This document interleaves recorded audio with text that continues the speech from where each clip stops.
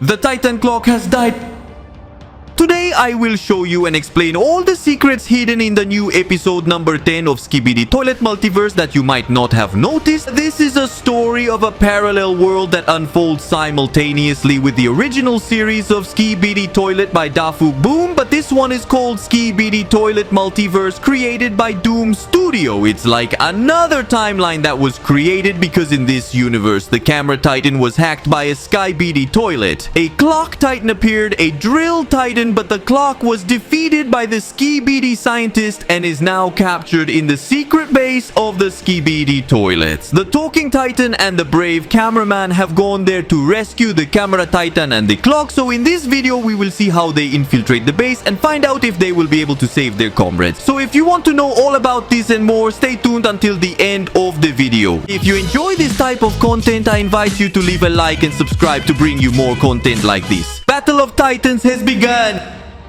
In the new episode 10 of Skibidi Toilet Multiverse, we saw at the beginning how the POV cameraman had a strange grenade in the shape of a clock in his hand and he is with a fellow drill man. In front of them, they see a Skibidi and Toxic hitting a cameraman and was about to beat him to death until the POV cameraman threw his clock grenade and was able to stop him for 5 seconds. Behind, many cameramen were seen dead, and just seconds ago, another cameraman was seen being chased by another Skibidi toilet. The cameraman who was about to be eliminated got up and took advantage of the fact that the Skibidi was paused. He danced a little and then pulled his shine. However, what he didn't expect was that there was another even larger Skibidi with a circular saw that cut off his head. The POV cameraman couldn't believe what was happening and turned in to see how behind him the cameramen were fleeing. The cameramen are losing the war. We have a cameraman who fell to the ground. Another one is escaping from an explosion. One is fighting with a Skibidi and another one is being hurt by the sound power of this talking Skibidi. They are surrounded by different types of Skibidi. So the POV cameraman turns to his fellow drill man because they don't know what to do. Meanwhile, behind them, the hammer clock man was seen finishing off some Skibidi toilet, which caused that background explosion. And at that moment, the drill man had a brilliant idea. He used a strange weapon he had with him and aimed it at the ground. The POV cameraman didn't understand what this was about. However, this is a weapon used to call the drill titan to this location.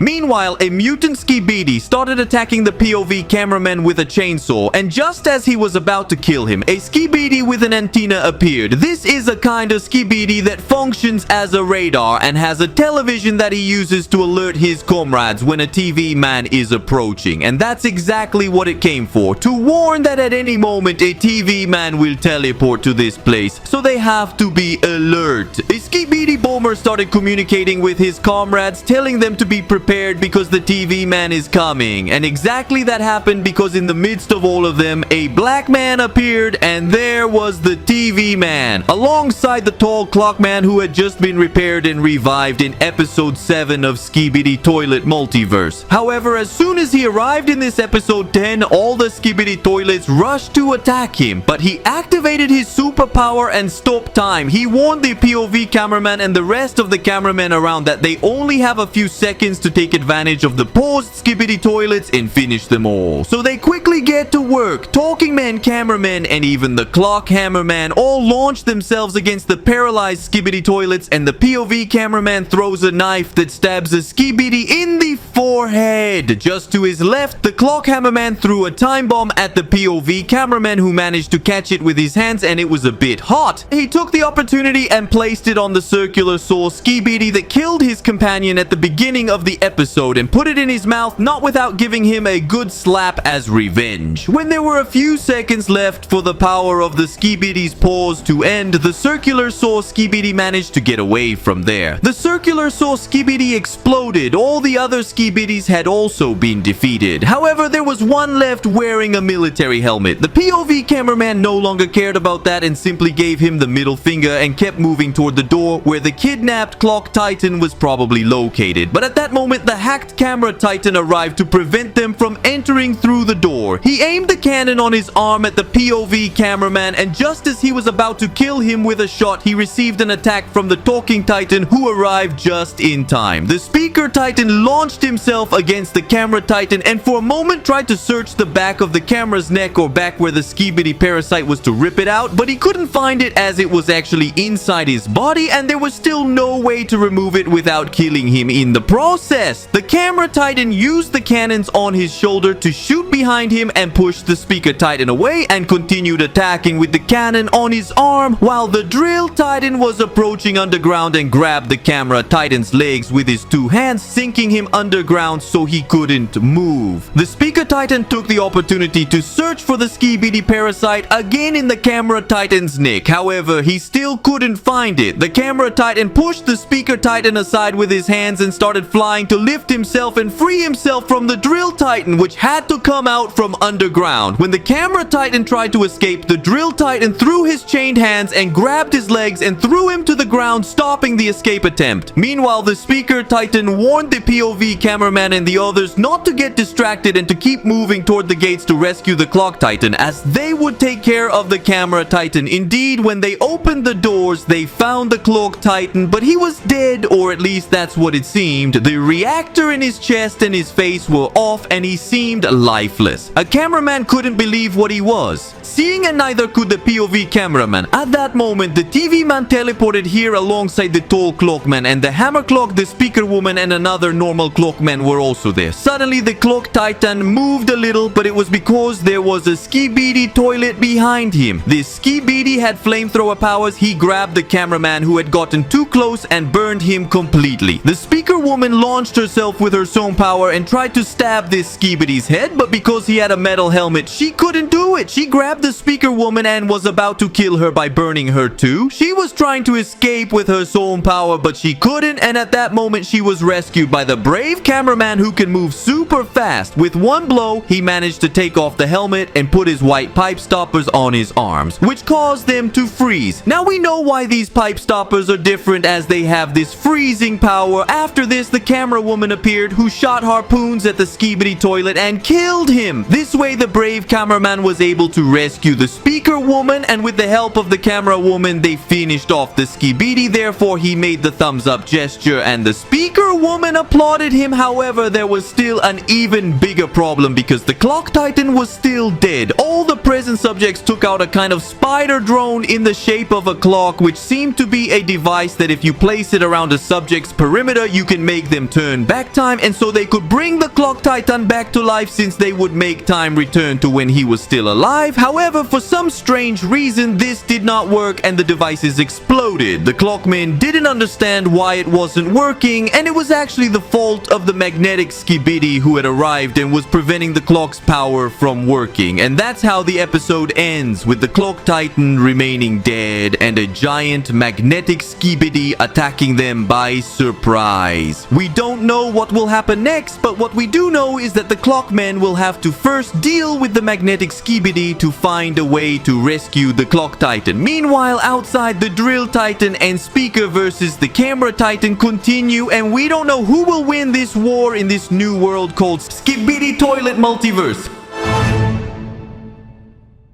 If there was at least one secret in this video that you didn't know about Skibidi Toilet, I challenge you to like the video right now and subscribe and hit the bell to be one of the first to see all of this. I am Jorge Isaac 115. See you in the next video, friends. Greetings to everyone and goodbye.